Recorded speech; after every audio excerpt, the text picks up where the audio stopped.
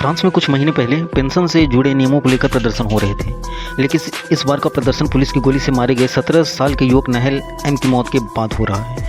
फ्रांसीसी media report के मुताबिक नाहेल डिलीवरी का काम करता था। जब वह अपनी पीली मर्सिडीज कार से जा रहा था तो पुलिस ने उसे रोका। पुलिस ने नाहेल को ट्रैफिक लाइट पर गाड़ी रोकने को कहा, लेकिन उसने लाल बत्ती पार कर दी।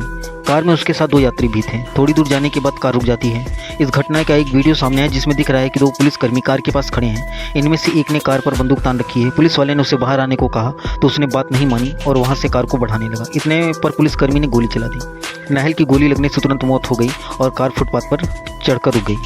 उसकी कार में बैठे हुए 2 यात्री मौके से भाग गए। नाहेल उत्तरी अफ्रीकी मूल का एक मुस्लिम युवक था। लंबे समय से पुलिस का आरोप लग रहे थे कि वह नस्ल देखकर कार्रवाई करते हैं। नाहेल की हत्या ने पेट्रोल में चिंगारी का काम किया। पुलिस और प्रदर्शनकारी मंगलवार की रात नैनटेरो में भिड़ गए, जिसके बाद 2000 पुलिसकर्मी तैनात किए गए थे। लेकिन रात भर में सोशल मीडिया के जरिए यह प्रदर्शन पूरे देश में फैल गया। बुधवार की सुबह तक पूरे देश के बड़े बड़े शहरों में प्रदर्शन देखने को मिलने लगे। फ्रांस चल रहा है, कई शहरों में दंगे हो रहे हैं, पुलिस स्टेशनों पर हमला, जमकर आगजनी और लोगों को मारा जा रहा है।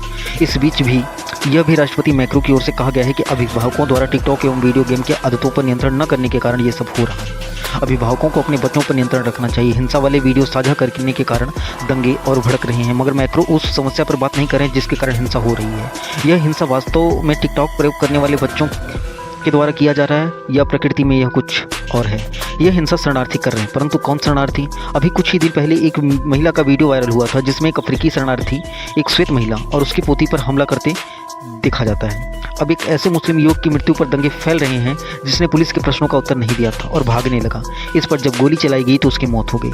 इस घटना के बाद उन्हीं लोगों ने फ्रांस के पेरिस में आगजनी और लूटमार शुरू कर दी है। और भी बड़ा दुर्भाग्य है कि जिस शहर का नाम कला के लिए अर्थात पेरिस, जो कला की विभिन्न जीवंत अभिव्यक्तियों के लिए था, या फिर कहें वह तो स्वयं कला का ही प्रतिरूप था, वह धू धू करके जल रहा है।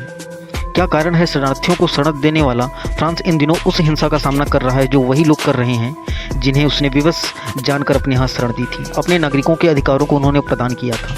अपने देश के संसाधनों का उतना ही प्रयोग करने दिया जितना स्वयं फ्रांस के नागरिक करते हैं, मगर फिर भी एक युवक की मृत्यु के बाद दंगे भड़क रहे हैं।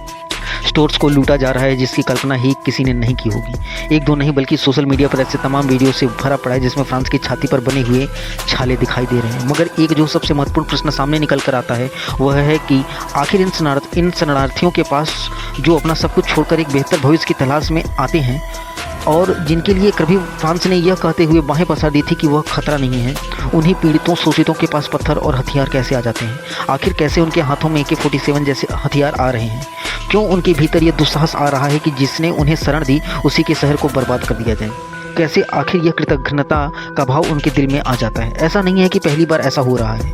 यदि देखा जाए तो यह संयोग 1-2 बार और दोहराया जा चुका है। यूरोप में एक नहीं कई ऐसी घटनाएं हो रही हैं जिनमें इस्लामी मूल के शरणार्थियों द्वारा अपराध किया जा रहा है या कहें कि लड़कियों पर हमले किए जा रहे हैं। ऐसी घटनाएं दैनिक स्तर पर सामने आ रही हैं, परंतु फिर भी लोग उस दुस्साहस के विषय में बात नहीं कर रहे हैं जो कथित शरणार्थियों ने दिखा रखा है, या फिर जो समस्या है उसे कोई पहचानना ही नहीं चाहता। फ्रांस में चल रहे दंगों के बीच एक ट्वीट पोलैंड के प्रधानमंत्री मोटुत्स मोराविएत्की का आया है जिसमें उन्होंने जलते हुए फ्रांस और शांतिपूर्ण पोलैंड की तुलना की है। उन्होंने लिखा है कि हमारी योजना एक सुरक्षित यूरोप और नागरिकों की रक्षा की है।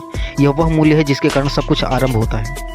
अब इन दंगों को लेकर एक नया ही विमर्श आरंभ किया जा रहा है जिसमें दंगा करने वालों के प्रति सहानुभूति व्यक्त करते हुए फ्रांस से यह आशा की जा रही है कि वह रेसिज्म के प्रति अपनी नीति को ठीक करे। संयुक्त राष्ट्र की ओर से जारी एक वक्तव्य में फ्रांस से यह कहा गया है कि वह नीतिगत निर्णयों में रेसिज्म की गहरी समस्याओं की ओर ध्यान दें। फ्रांस की पुलिस के प्रशिक्षण की ओर प्रश्न उठाए जा रहे हैं। यहाँ तक कि यह विश्लेषण हो रहे हैं कि रेसिज्म के जाल में फंसा हुआ केवल अमेरिका ही नहीं बल्कि फ्रांस भी है। मगर न ही समस्या पर बात हो रही है और न ही इस मूलभूत प्रश्न पर कि अंततः यह दुस्साहस कहाँ से आता है कि जो स्वयं दूसरों के शरण में रह रहे हैं वही ही उस देश को जला रहे हैं। और सबसे गंभीर बात यह है कि इन सब में सिर्फ मुसलमान ही क्यों इन्वॉल्व है? जो कल तक जिनके पास खाने के लिए रोटी नहीं था, रहने के लिए मकान नहीं था, पहनने के लिए कपड़ा नहीं था, आज उनके पास AK-47 और ऐसे खतरनाक हथियार कहाँ आ जा रहे हैं जिससे वो आगजनी कर रहे हैं।